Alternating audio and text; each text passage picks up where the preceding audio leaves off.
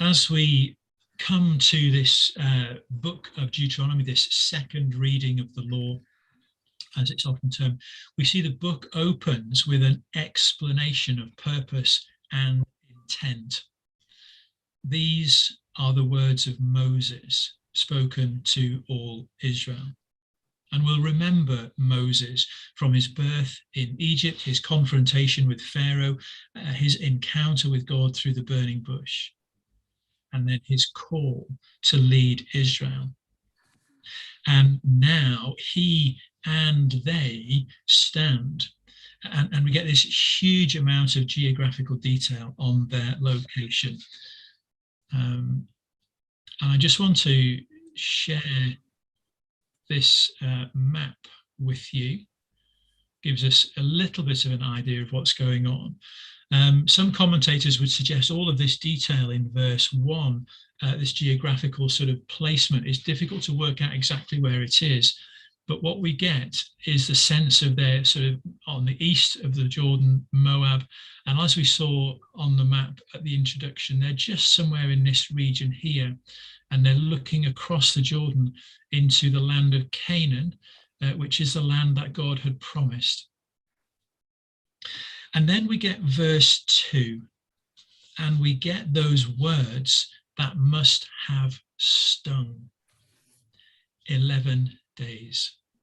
It could have taken 11 days, but it took them 40 years and the loss of a whole generation because they refused to trust God. And again, we can see the route that they take, the crossing of the Red Sea here on the left of the picture. They walk then down to Mount Sinai, and it's here that the 10 Commandments are given. And it's from here God says, move on. And they travel up to Ezion-Geber and then Kadesh Barnea, 11 days. And at 11 days, they're standing on the threshold of the promised land, but they wander.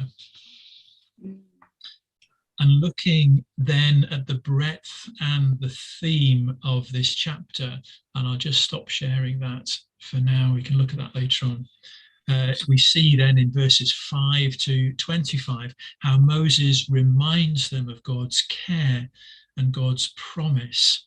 We see God's care for them in this sort of appointment of leaders to resolve their disputes, to listen to their complaints. We see God's promise reiterated. See, I have given you this land. And as they stood apprehensive at Kadesh Barnea, so we see the spies are sent out. And as we consider all this, we see that these people, like us, are only human. They fell out with each other. That's why they needed people to help them to resolve their disputes. They had their doubts about God's promises. Despite all that they'd seen, their experience in crossing the Red Sea, the plagues upon Egypt, God's provision on their journey, they still doubt, which is why they send out spies. Let's go and send a few people to see if the land is okay. And so in their minds, we see God might have done all of that in the past, but we're still not sure. They're no different to us. They fall out, they doubt God.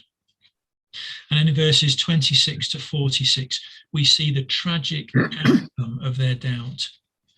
Despite all they had seen, they were unwilling to go up into the land as a nation.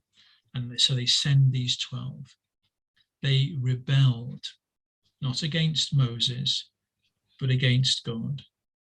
They grumbled, not against Moses, but against God. Mm-hmm. And we see here in Deuteronomy the destructive power of muttering and murmuring. We see its corrosive effect upon unity, faith, hope.